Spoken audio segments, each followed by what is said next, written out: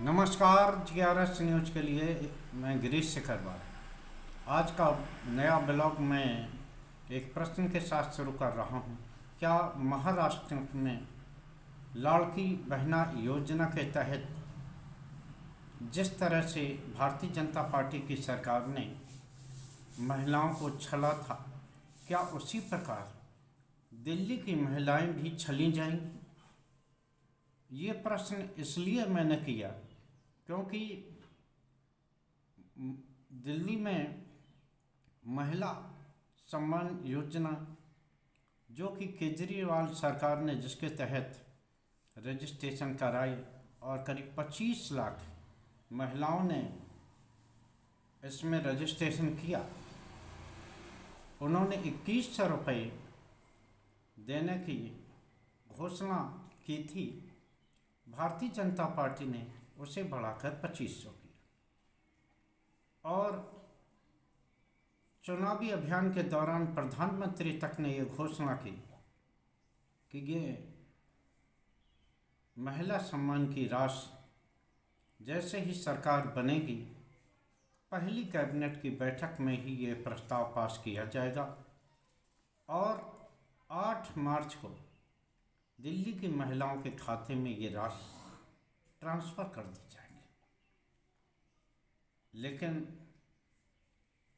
कल जब शपथ ग्रहण के बाद दिल्ली की कैबिनेट मुख्यमंत्री रेखा गुप्ता के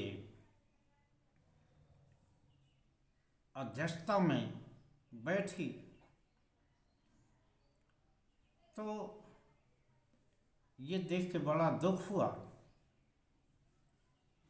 कि उस कैबिनेट में महिला सम्मान योजना का जिक्र तक नहीं हुआ। शाम को जब प्रेस ब्रीफिंग की तो मुख्यमंत्री ने यह सूचना दी कि दिल्ली में अब वह योजना जो आम आदमी पार्टी ने आयुष्मान भारत योजना जो रोक रखी थी, उसको लागू करने का फैसला किया है। और दूसरी CAG की वो रिपोर्टें, जैसे कि चुनावी अभियान में मुद्दा बनाया गया था कि CAG की रिपोर्ट आम आदमी पार्टी ने दबाई है, उसको भी विधानसभा में रखा जाएगा। मुख्यमंत्री यहाँ तक बोल गई कि जो भी भ्रष्टाचार पिछली सरकार ने किया है उसकी एक एक पैसे का हिसाब लिया जाएगा। लेकिन मैं आज बात कर रहा हूँ उस महिला सम्मान योजना की जिसके तहत महाराष्ट्र के आम चुनाव इसलिए ही लेट कराए गए जिससे कि महाराष्ट्र में महिलाओं को लाड़की बहन योजना का लाभ दिया जा सके। हरियाणा का चुनाव पहले करा लिया गया, महाराष्ट्र के चुनाव को नवंबर माह तक बढ़ाया गया ताकि वहाँ लड़की बहनों को राशि दी जा सके। रजिस्ट्रेशन हुए, लाखों महिलाओं ने रजिस्ट्रेशन कराया और उन महिलाओं के खाते में सरकार ने दिन रात काम करके रजिस्ट्रेशन के बाद 2-2, 3-3 महीने की राशि भी पहुंचा थी। रिजल्ट क्या हुआ? महाराष्ट्र में जो भारतीय जनता पार्टी कभी शिवसेना की पिछलग्गू हुआ करती थी, उसे बम्पर सीटें मिली और उसके नेतृत्व में सरकार बनी।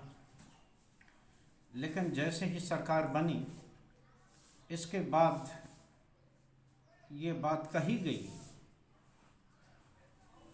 कि अब कई लाख महिलाओं को इस योजना से बाहर किया जाएगा, कि गलत तरीके से कुछ महिलाओं ने इसका लाभ ले लिया है। तो यहाँ फिर से एक प्रश्न है कि जब आप चुनाव में जाते हैं, जब आपको महिलाओं के वोट लेने होते हैं, तब आप उस समय ये शर्त नहीं लगाती कि हम किन महिलाओं को देंगे, किन महिलाओं को नहीं देंगे। आपने उन महिलाओं के खाते में 2-2 3-3 महीने के एडवांस पैसे भी पहुंचा दिए ताकि वो अपना मत आपको दे सकें। लेकिन जब आपकी सरकार बन गई तो आप लाखों महिलाओं को इस योजना से बाहर कर। वही संभवतः दिल्ली में होता दिख रहा है।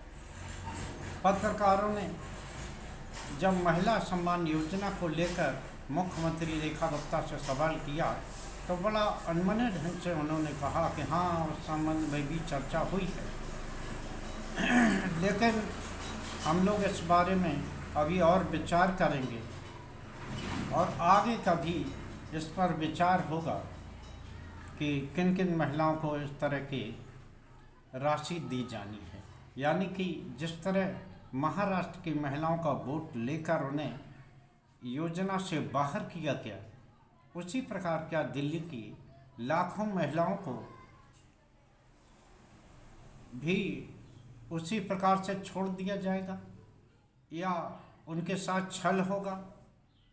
ये एक ऐसा सवाल है जो कि कल निवर्तमान मुख्यमंत्री आतिशी सिंह ने भी एक वीडियो संदेश जारी करके दिल्ली की महिलाओं और मुख्यमंत्री पर सवालिया निशान लगाते हुए पूछा। निश्चित तौर पर भारतीय जनता पार्टी जो सभी दलों को भ्रष्ट बताती है, क्यों ना उसके भ्रष्टाचार पर सवाल पूछे जाए, जिससे कि वो अधिकांश राष्ट्रवाद के पीछे छुपा देना चाहती है। जब कभी अडानी मामले पर सवाल उठे तो झट से उसे राष्ट्रवाद पर जोड़ दिया गया। यहाँ तक जानकारी होगी कि अडानी ने खुद जिस निजी प्रांत में, जो कि देश के प्रधानमंत्री का भी गृह प्रांत है गुजरात में, वहाँ के विद्युत निगम को कोयला सप्लाई में 9,000 करोड़ रुपया ज़्यादा वसूल लिए, जिसकी नोटिस ऊर्जा निगम ने अडानी समूह को दी है। लेकिन जो कहते हैं ना कि अगर खुदा मेहरबान तो पहलवान, आप समझ गए होंगे मेरा इशारा किस ओर है। आखिर अडानी ने जो भ्रष्टाचार किया, गलत तरीके से जो टैरिफ लगा के अपनी निविदा शर्तों का उल्लंघन करते हुए जब गुजरात के ऊर्जा निगम से जो वसूली की, आखिर उसकी राशि अडानी क्यों नहीं लौटा दी? क्योंकि उनका प्रधानमंत्री से निजी रिश्ता है। ये प्रधानमंत्री ने छिपाया नहीं। अमेरिका में जब इस बारे में सवाल हुआ तो उन्होंने कहा, मैं व्यक्तिगत मामलों पर बात नहीं करता। यानी कि वो उद्योगपति जिस पे कि देश के सभी संसाधन हैं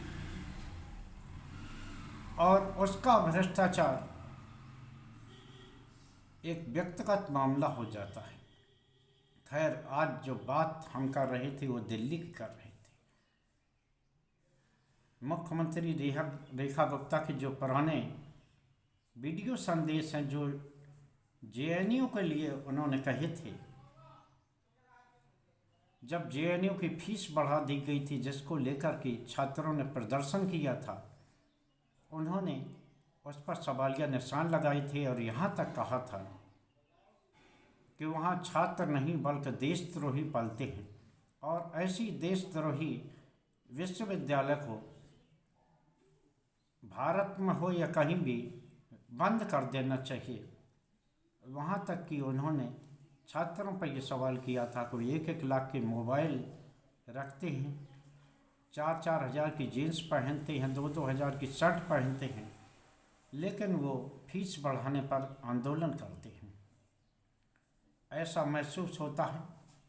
और उसमें उन्होंने ये भी कहा था कि जब आप सुविधाएं ले रहे हैं तो आप आखिर सरकार अगर बिल बढ़ाती है तो आप क्यों नहीं देंगे। जिस तरह से कल महिलाओं को छला गया, अब ऐसा महसूस होता है कि जिस तरह की सोच मुख्यमंत्री की रही है, तो क्या दिल्ली की निवासियों को जो फ्री बिजली गरीबों को मिलती है वो क्या बंद होगी? फेरी पानी की व्यवस्था बंद होगी, या अस्पताल जो मोहल्ला क्लिनिक चलते थे उनकी व्यवस्थाओं में भी कोई न तो सुधार होगा, न ये योजनाएं जारी रखी जाएंगी। ऐसा इसलिए लगता है क्योंकि जिस तरह से प्रधानमंत्री द्वारा किए गए वादे को पूरा करने का ढिंढोरा जो मुख्यमंत्री अपने शपथ ग्रहण से पहले बयानों में देता रहा हो और शाम को इस संबंध में अपने कैबिनेट में बैठकर चर्चा तक न की हुई, तो आम आदमी पार्टी का भी कहीं ये आरोप सही न हो जाए कि जब भारतीय जनता पार्टी आएगी तो वो फ्री बिजली और तमाम वे योजनाएं जो जन कल्याण के लिए आम आदमी पार्टी जारी किए थे, स्कूल, शिक्षा, स्वास्थ्य, पानी और बिजली, क्या इन योजनाओं को बंद कर दिया जाएगा? देखना काफ़ी होगा कि आखिर भारतीय जनता पार्टी क्या करती है। इसी प्रकार राजस्थान में भी उन्होंने अपनी तमाम योजनाओं की समीक्षा करनी शुरू कर दी है। जिन योजनाओं के बल पर उन्होंने राजस्थान की सत्ता प्राप्त की और अब उनकी समीक्षा हो रही है।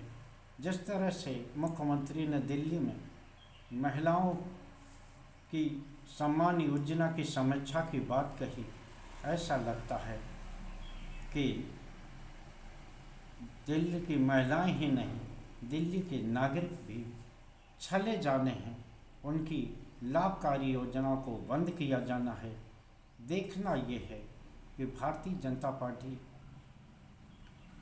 ये कदम कब उठाती है, लेकिन ये बात आप तय मान लीजिए कि उनकी चुनावी वादे कभी वादे नहीं होते बल्कि जुमले होते हैं। आज के ब्लॉग में बस इतना ही। जय हिंद, जय भारत। कल फिर किसी मुद्दे के साथ आप सभी लोगों के समक्ष आऊँगा।